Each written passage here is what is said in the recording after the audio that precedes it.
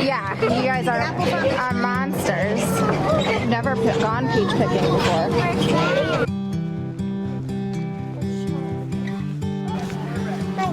Can I eat an apple?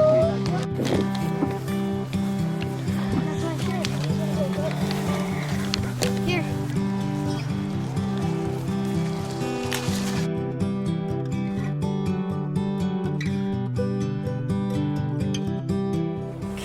Hey, what is up? My name is Crystal. Welcome to our channel and our kitchen. In this video, we are canning up peach jam. We're getting crazy here. We recently went berry picking at our new favorite place to go picking fruit.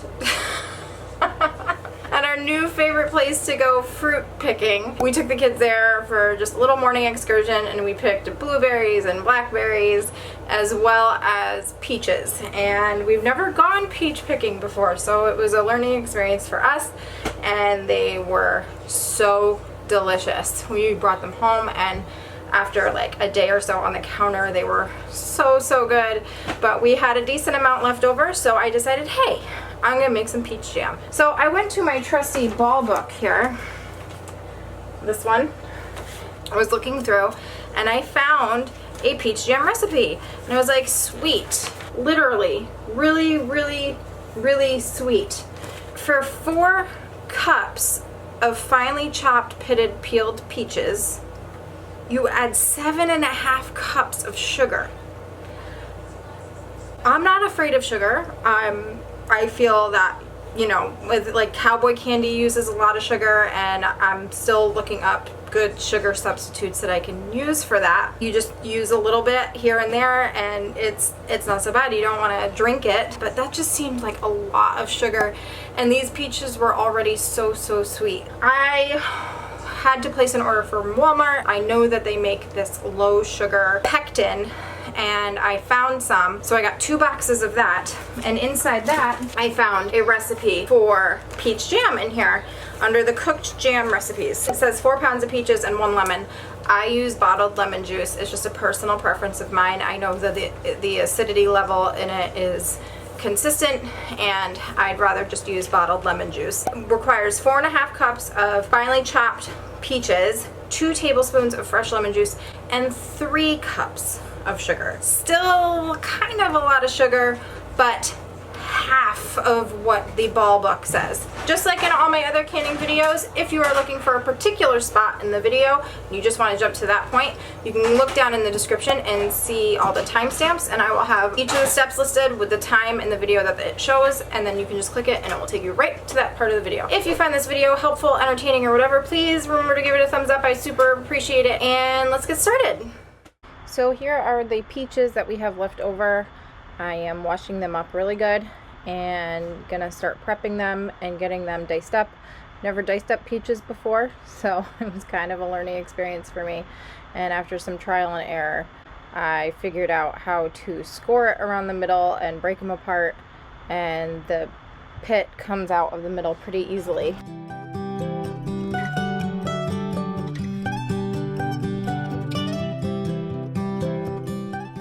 The recipe says 4.5 cups of finely chopped peaches, and that is exactly what we have here, give or take. I think it was closer to 4 cups, but it's okay.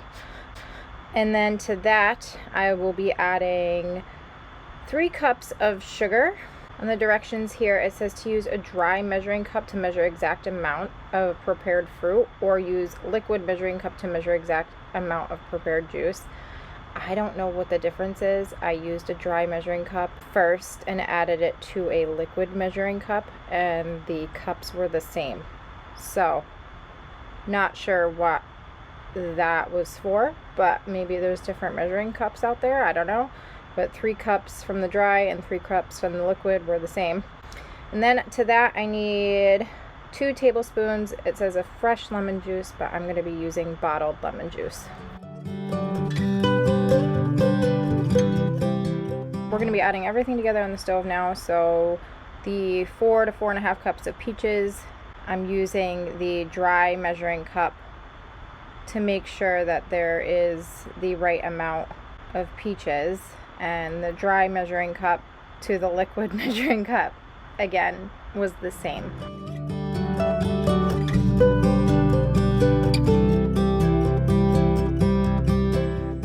To the peaches, I'm adding the 2 tablespoons of lemon juice and giving that a stir.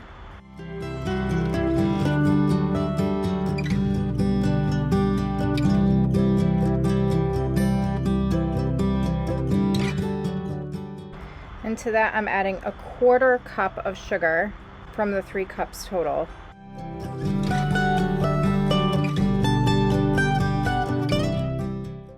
And then we're going to be adding the entire package of SureJell.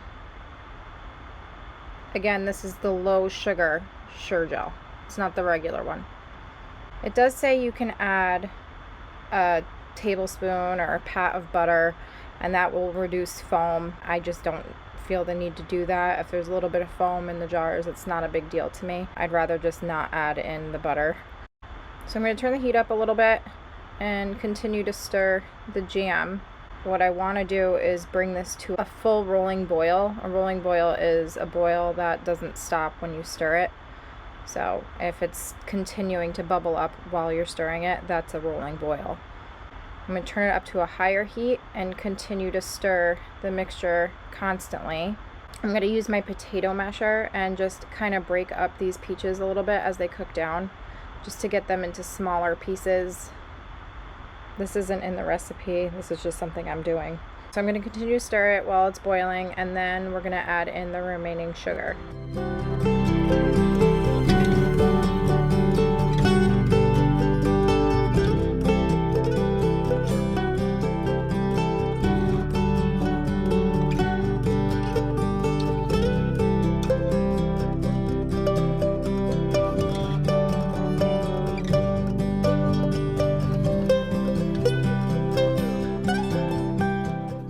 Just to prevent it from burning, I'm going to turn it down a little bit.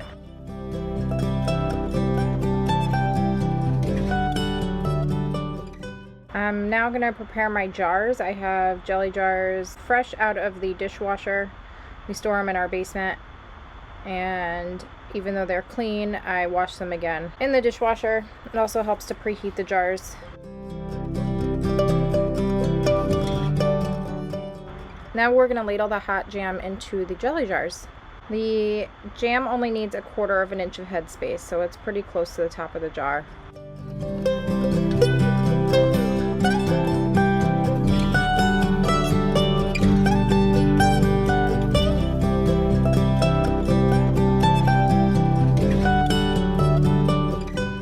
This is my headspace tool and my bubble tool that you can measure headspace on it, or I have the funnel here which shows the headspace also, but I like to double check using the bubble tool, and it's at 1/4 inch. That's how it looks, and we're gonna go ahead and finish up the rest of the jars here.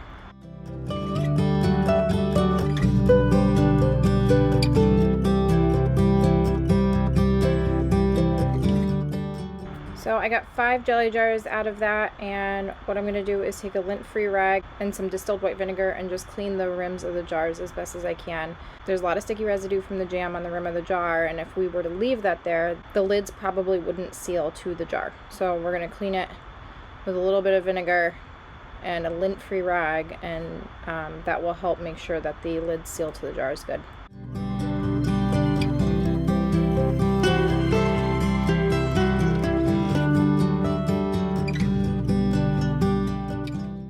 Next, I'm gonna get my lids and bands. These are regular mouth lids.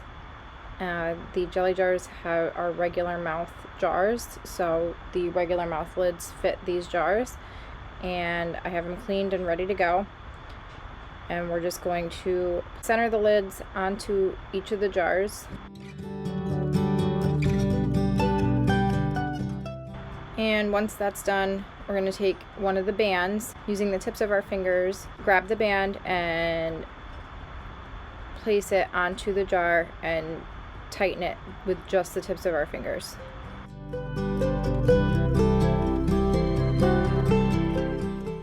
And that's how they look before we put them in the canner. So far they're really pretty. And the water bath canner looks like it's ready, so we're gonna double check and make sure. It's boiling, so we're gonna move the jars one at a time over to the water bath canner.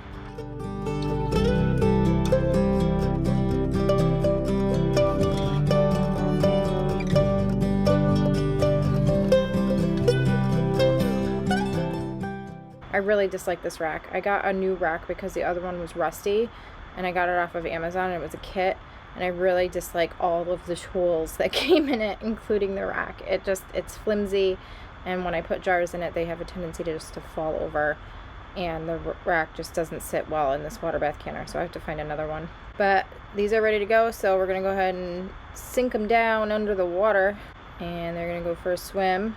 We wanna make sure that there is at least an inch of water over the top of the jars. I like to use my Headspace tool to measure that, make sure. Put the lid on. I'm going to turn the burner down just a little bit. And we're going to set the timer for 10 minutes. Now that the 10 minutes is up, we're going to turn the burner off and remove the lid of the water bath canner facing away from our face, because that steam is powerful and you can get hurt. So just make sure that you use the lid of the water bath canner as a shield. Lift out the jars and just let them rest there for about 5 minutes before moving them to the counter. It's good to put the jars onto a folded towel on your countertop. One, this helps protect your countertop. These are very hot jars. And two, putting a hot jar onto a cool surface can cause it to crack, and you don't want that after all this work you've done. So just put a towel down first and then move the jars over to that.